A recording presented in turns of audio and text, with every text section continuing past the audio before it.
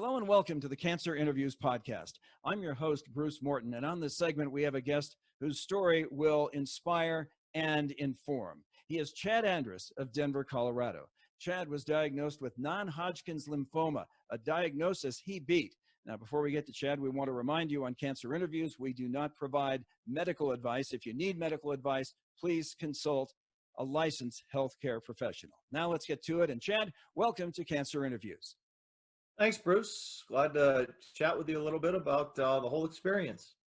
And let's get to it. But first of all, let's get to a little background about you so we can get to know you better.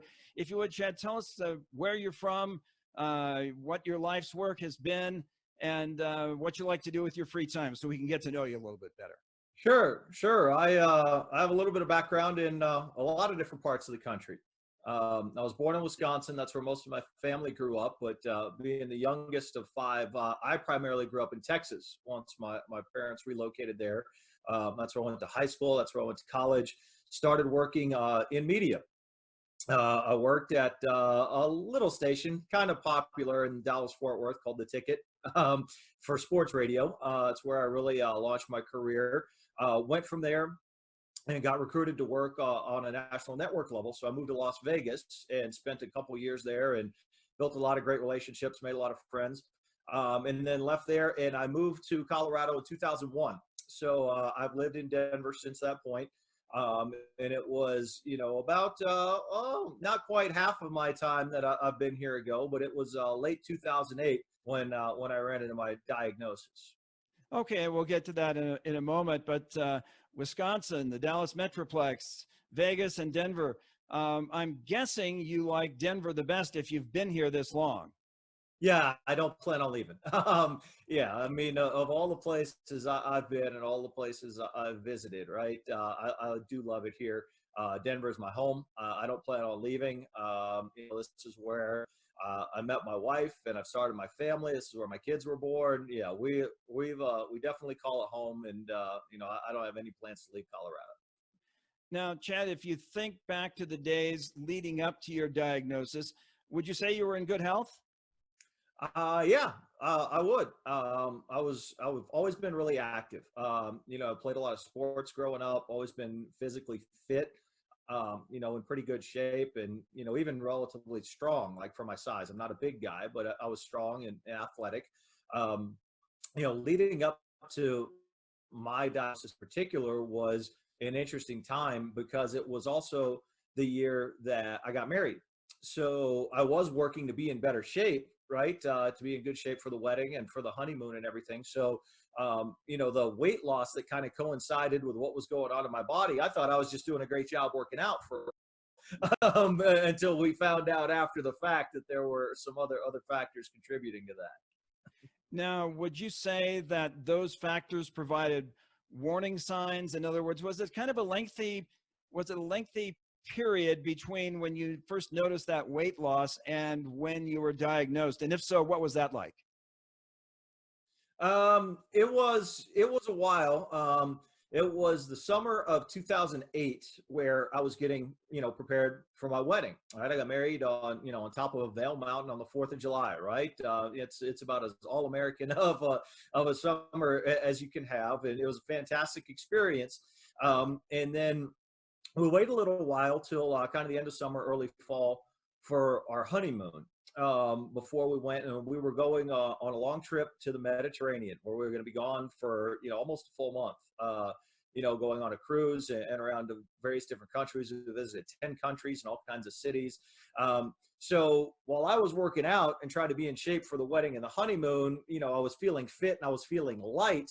But I found out later on, after I had returned from all that experience and got an official diagnosis, as to what were those other contributing factors. And it was really on the honeymoon where I really started to feel more of the symptoms and see more of the signs to think that there's something that I probably need to get checked out. So much so that, I even went to a doctor on the boat, right, to kind of check because I was coughing and had a dry cough. And, it took a while between that experience and being on the other side of the world before getting home to my, personal care physician and moving on from that point to get an official diagnosis, but that's kind of where I started to get some warning signs and some indications. And was that a difficult time? Did you feel sort of in limbo between the time that you had gotten this diagnosis on the ship and when you heard maybe a more detailed, perhaps more credible diagnosis once you got home? Not really. No, I wasn't too concerned with it. Just because I was traveling so much. I mean, I was in, basically a different country every day and on a boat, right? Which we all know kind of what happens on boats. They're big germ farms, and there's thousands of different types of like respiratory infections, as we now know with coronavirus, as to what has happened, that, you could have any type of a cough or a dry cough, and those things could linger, 6 weeks, sometimes 6 months at a time with a respiratory infection that your body normally would fight off. So we kind of thought that might be it, right? I was in foreign places. I was eating different things. I was around a lot of people. So any of that stuff could have happened. I could have just picked up a little bug, right? It was causing me to cough, and eventually I'd kick it and get over it. And really, we almost really thought that for a good month or so, even after I got back and went to my primary care physician. It wasn't until we went through about a good 3-4 weeks of going, hey, I'm still coughing here. I've had antibiotics, nothing's changing. Do we need to do something before my primary care physician said, well, let's just do a chest x-ray to make sure. And that's when things really escalated from that point. And at that point, did your primary care physician then refer you to a specialist? Correct. Yeah. He referred me to an oncologist, to go and get checked out and see what was going on. They, when they did the initial scan, they saw that there was some sort of mass, in my chest. It was quite large. So they said, you need to go get this checked out, right? Figure out what's going on there. And, from that point is where it really just hits light speed going forward, and your whole world changes, right? Because you're going to see an oncologist and you're like, well, what's going on? You don't know what your diagnosis is going to be. You don't know what kind of condition you're in, and you're waiting for that. And that's really as tough as a time that I had mentally, because I didn't know, right? Being in that limbo between going, okay, there's definitely something here, and we don't know what it is, until I found out, right? That was as difficult for me as any period of time, just mentally, because I wanted to know what was going on, right? And I remember, I was just married, right? I'm also putting this all on, my new bride, going, yeah, I've got to go to the doctor for this. She's working, she's traveling, right, with her business. And I'm trying to figure all this out at home while I'm still working, right? So it's a lot to juggle. It was a lot of stress. In that time period of not knowing, I just remember saying, I don't know what this is going to be, and I don't know what's going on. And, I'm waiting for these results to come back to figure out what exactly is happening in my body, and then what we're going to have to do about it. Did your oncologist give you any sort of range of scenarios, a best case and a worst case? Well, once they, went and did some blood tests, and then actually did a bone marrow biopsy as well, which was, physically the most painful part. I don't wish anybody to ever go through that. That was pretty awful. Even so much so that they made my wife leave the room. They couldn't even let her stay in there with me while they did that. That was physically the most demanding part.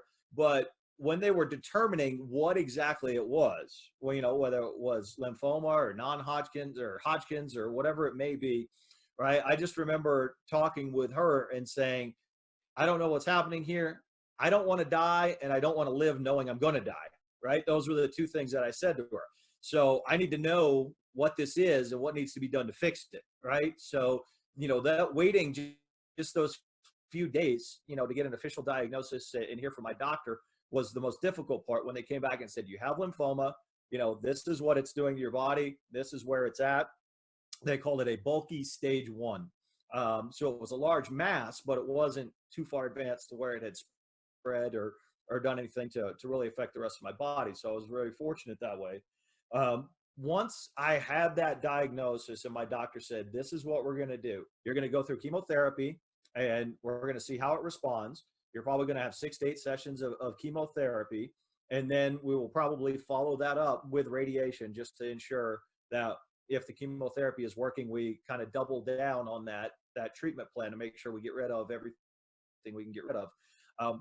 Once I had that plan in place and I kind of knew a timeline, what it looked like and what it would be, I felt like I was through the hardest part. I honestly did. I mean, because I could see that there was something that I had to do to get better, right? So as long as I trusted my doctor in his plan and I believed in that, then I could go forward.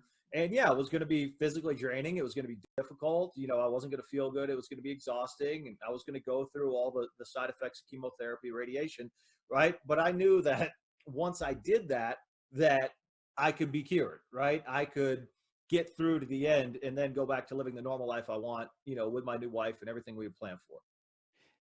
Chad, the following is a thought, a sentiment that has been echoed many, many times, so many times that I believe it to be true, and I think a lot of other people do too. But it has been said many times that having a positive attitude, while not sounding all that medicinal, can be a key ingredient in a patient's addressing the beginning of their cancer journey and their cancer journey. You sound like you had a plan in place and you had a positive outlook to address this situation. Would you agree with that? And if so, elaborate. Yeah, I would agree wholeheartedly. I think a lot of it is the confidence I had in my doctor, right? I believed in the plan he put together and what he was telling me. I felt comfortable with that plan. But as much as, you know, I would like to think it's my background and my, you know, mental toughness and things that I had gone through to prepare me, as much as it is that I would like to take credit for that, it's my wife, right? She's my rock. She's a planner. She, you know, immediately went and put together notebooks and did research of said, you know, this is what you need to do. This is what you need to eat. This is how much you need to sleep, right? What it looks like, you know, at different stages of chemotherapy, right? She immediately went into planning mode. So we would have a plan to go at this, right? It was never a thought process of, well, this might work or it might not work. It was never approached that way. It was like, okay, this is the task in front of us. So how do we approach it to make the most of it, to make it work, right? So I think that had a lot to do with the approach and the positivity that was to it. Is her support, the belief I had in my doctor, because it allowed me to know that I wasn't alone, right? It wasn't just me with, you know, my body, you know, starting to whittle away with treatment, right? There were people there to support me. I had the network I needed. It was going to be okay if I just did what I was supposed to do, right? Follow the instructions and we can get to the place we need to get to. And I don't think that there was ever really a point where the confidence in that plan wavered. Now, you had mentioned Brookes' role in this from a planning perspective, almost a medicinal perspective, if you will, but there's always an emotional piece. Could you talk about what Brookes did to support you in an emotional kind of way? Oh, my wife, Christy, yeah. Christy. Yeah. Um, well, you know, number one, uh, you know, you have to put yourself in her shoes for just a moment. We got married in July, went on a honeymoon in September, and came back, and I was diagnosed in October. So, I mean, she is newly married to me, right? So she, you know, she's got to be wondering, what did I get myself into? You know, I just got married to the love of my life. Is he going to be okay? Is he going to make it through this? Is it going to affect our future, you know, to have a family, right? All of those types of things are going through her head, right? So her being able to focus and look at it as, you know, again, this is the problem we have. This is the task we face. And to outline a plan to help, you know, with me with that treatment, whether that is, you know, making sure I had healthy home cooked meals and I wasn't in, you know, crowded, you know, germ infested environments when I was in treatment, and to know I would get enough rest when I needed enough rest, right?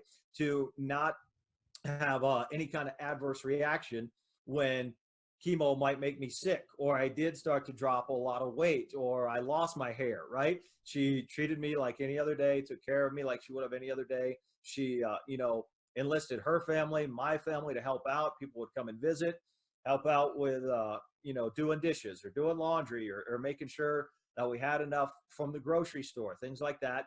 It was even her suggestion that came about 3 months into my chemo, about halfway through my chemo treatments, where we went and got a puppy.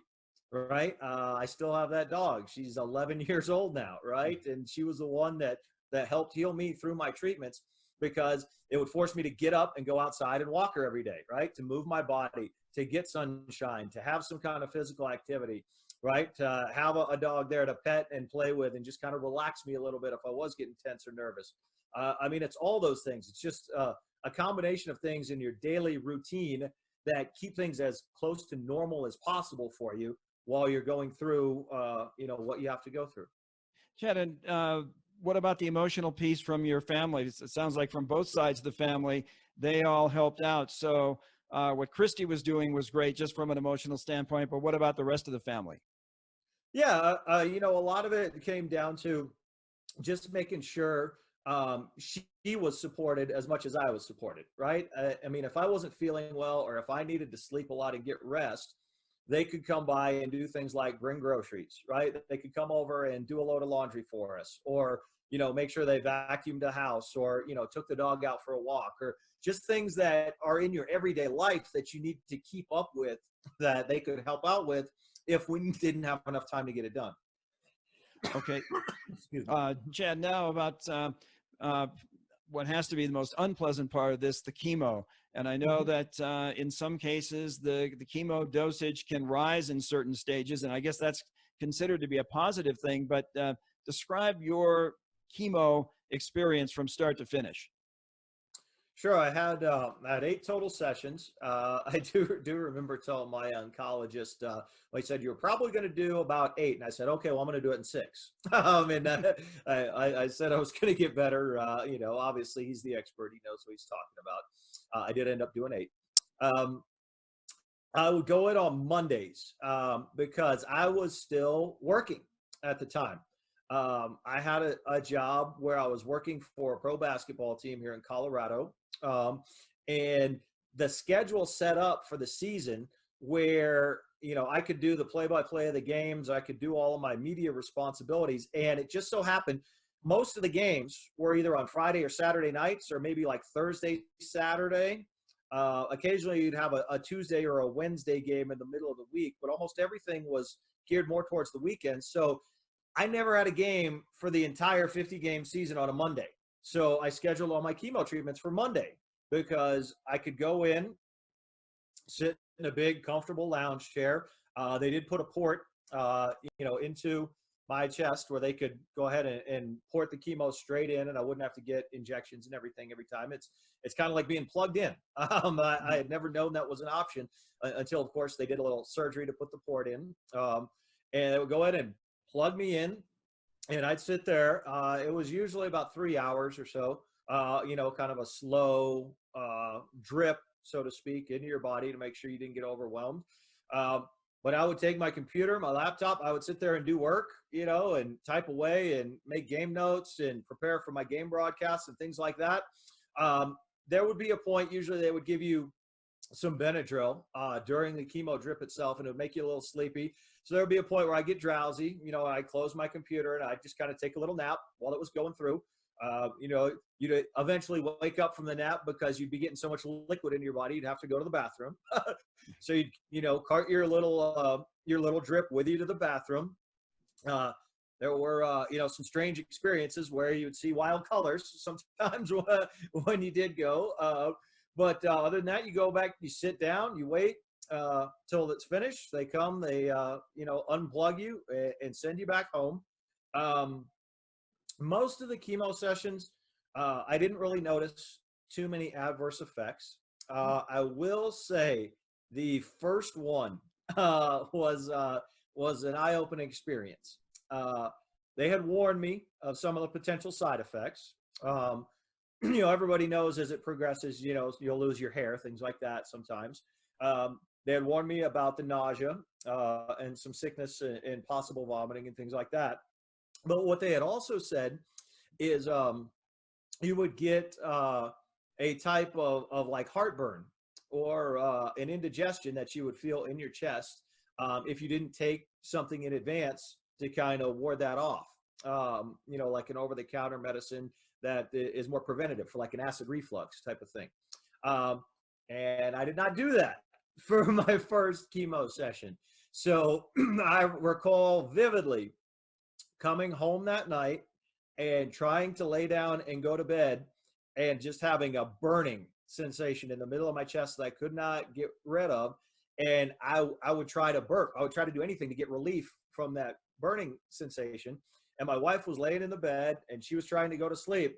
And I remember I couldn't lay down. It got worse. So I had to stand up and try to do something with that acid. And I was just standing next to the bed while my wife was going to sleep. And I was just standing there trying to burp and burp and burp. And it went on for like hours before I got any relief. And finally got some sleep that night. But I certainly learned my lesson from that point forward. Prior to any chemo sessions, there was definitely a daily medicine in there to try to fight that off. And I didn't have to deal with that after that at any point. Going forward through the rest of the 8 sessions, it did cause me to lose quite a bit of weight. I was probably right about 25 pounds lighter than I am right now by the time I finished chemo. And that was with me trying to eat anything and everything, right? It was kind of back to like being a teenager. If you ever lifted weights and were trying to build muscle, it didn't matter, right? You could eat pizza and milkshakes and anything for calories, and it would just go on as muscle for you. I was kind of in the same boat, and the doctor said, eat anything that tastes good, right? Anything that tastes good at all to you, eat it. Try to keep weight on. You just got to avoid sushi, which I just had for lunch, by the way. But you couldn't have any raw meat or raw fish. They didn't want that going on because of the risk of infection with the chemo, with your weakened immune system. But eat a healthy diet, but eat anything that tastes good. A lot of things did have that kind of tinny, metally taste. I do remember my wife bringing me a lunch sandwich one day while I was in chemo in the chair and trying to eat it. And it just, it tasted like I was eating an aluminum can, right? And that particular takeout restaurant, I still don't go there because that's the taste I remember associating it with that sandwich. But other than that, those are the big things that I recall from the actual chemo itself, more than anything else. And Chad, what was your sense of relief when that phase, the chemo phase of your treatment, was done? It was great because every about 6 weeks, I would go and get the PET scan, right, to kind of see if the chemo was working and see if it was shrinking the activity the way it was supposed to, right? So every time I would go and get one of those scans, it's basically sitting in there for about 45 minutes, almost an hour, scanning your whole body, checking to see, perfectly still. I always basically kind of just dozed off and took a little nap. They didn't bother me a whole lot being in the confined space. But the good news is every time we got those results back, it was showing progress, right? It was showing that I was shrinking the way it was supposed to. So I knew that the plan was on track and I was just doing what I was supposed to do. The way my oncologist told it is, the radiation that we did after chemo was probably just more like an insurance on top of what we did with the chemo. And it may or may not make a little bit of a difference, but we just want to make sure we knock out anything we can. Once the chemo was done, like I was, even though I was still going through 3 months of radiation treatments, I thought that, I was on the road to recovery at that point.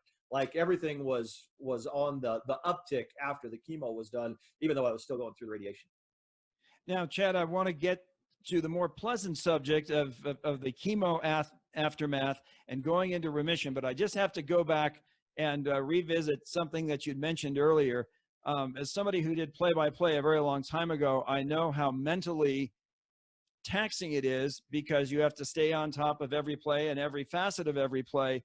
So I have to ask you, how could you do play-by-play when you're on chemo at the same time?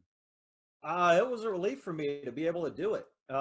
It's what I love. It's my life's work. For me, I wasn't crazy about, going into the office every day and having to do that stuff on the other days, right, when I didn't feel well. Well, the actual games, right, that's what you live for, right? So being able to do that, it was a point where I was simulcasting the broadcast with the league that we were doing. So it was on the radio, but it was also a video broadcast at the same time. So my concern with that is I was on camera and I didn't have any hair. I mean, you're talking, you lose your eyebrows, it's all gone, right? So, I did not look healthy when I was on camera. So I preferred for them to show more of the game and less of me. But I went through the entire 50-game season and the playoffs. It's kind of interesting because when chemo started towards the end of October and then finished in April before the radiation started, the basketball season also finished in April. And it just so happened we had a really good team. Great guy that coached it, Bob McKinnon, even some Colorado local players that played in the NBA on that team, like a guy named Josh Davis was on that team from Colorado. But they won the NBA D-League championship, right? And that was on April the 9th in 2009, and it coincided with one of my last weeks of chemo, right? So it all kind of came to a head at the same point where I was finishing the chemo, but I was also completing the season where I did it all through the treatment, and it ended up with a championship, right? So it was kind of a culmination of everything for me to come to that point and be able to finish that off. And then, like I said, after that point, the season ended, but I was able to go to radiation, and that point, from then on, it was easy. Okay, and if you would describe the feeling of triumph, knowing that you had faced this very formidable opponent and had gotten the best of it. Well, yeah, I mean, it's gratifying, right? All those fears, all those things that you hear about when you're awaiting a diagnosis, you don't know what it's going to be. Obviously, it's a horrible, horrible disease, right? That has a very, very extreme wide range of outcomes, right? For people all across the world. So you don't know where you're going to fall in that spectrum when you're waiting for a diagnosis or when you're starting treatment, right? So, I mean, to know you can follow the plan, get through the treatment, and, be perfectly healthy since that point, be able to continue the life you had planned on with your wife, to be able to start a family a couple years after you were cleared in remission, right? To be able to do all the things you've always wanted to do, right? You're very grateful, right? It worked, the treatment, the plan, medical technology, it worked the way it is intended to work. And I'm very fortunate for that, right?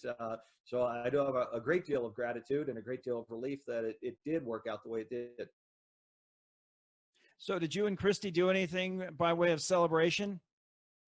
We did. One of the things that is a big part of our relationship and always has been is travel.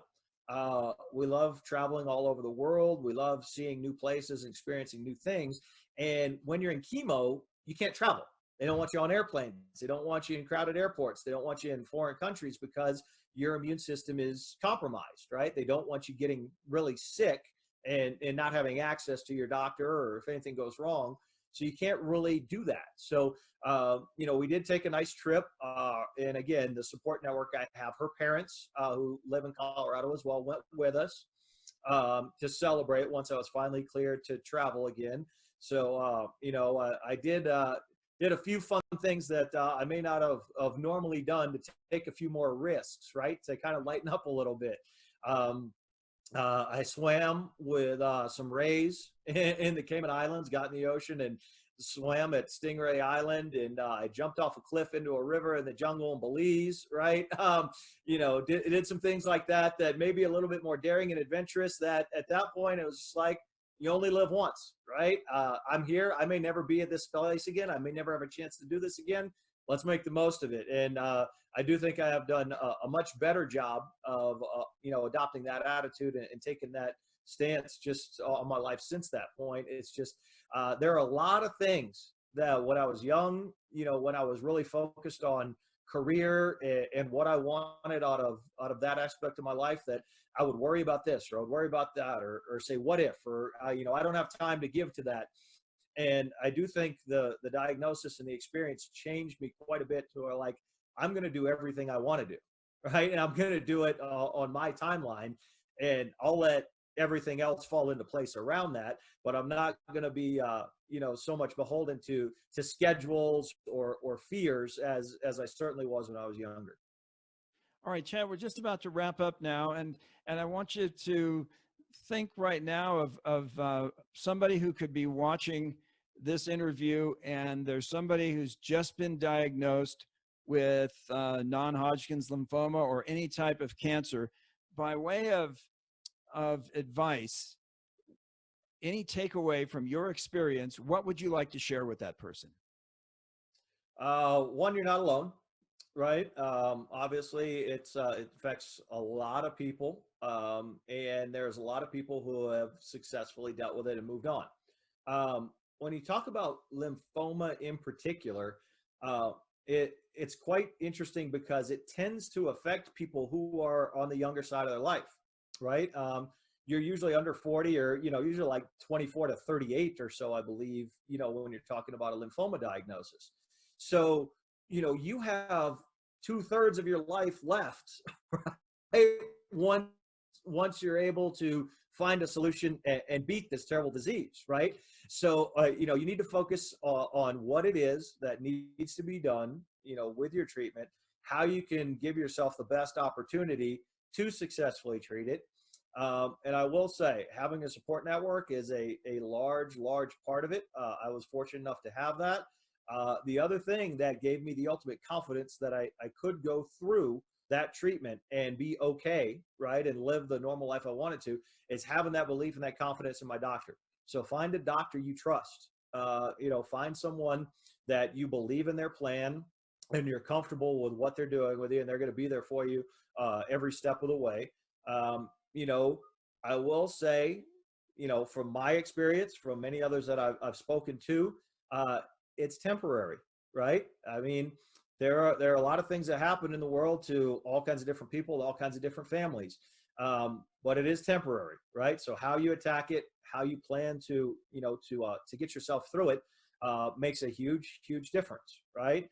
So whether the members of your family are dealing with what a lot of us are sitting at home right now with a quarantine due to another virus in coronavirus, right? It's all a temporary situation. So you have to manage what you can through that situation while you plan for the future. Don't stop planning for your future, because having that to look forward to is what is going to carry you through the tough time in the present. Okay, Chad, thanks very much for being with us, and thanks very much for an uplifting story, and one that was told in an extremely eloquent way. Chad, once again, thanks so much. My pleasure, Bruce. Thank you. And if you're listening, please know that, as Chad said, you're not alone. We are all in this together, and together, everyone achieves more. So until next time, take good care, and we'll see you on down the road. Thanks for joining us today. For more information, please visit us online at cancerinterviews.com. We appreciate you tuning in, and we'll see you back here again next time on the Cancer Interviews Podcast.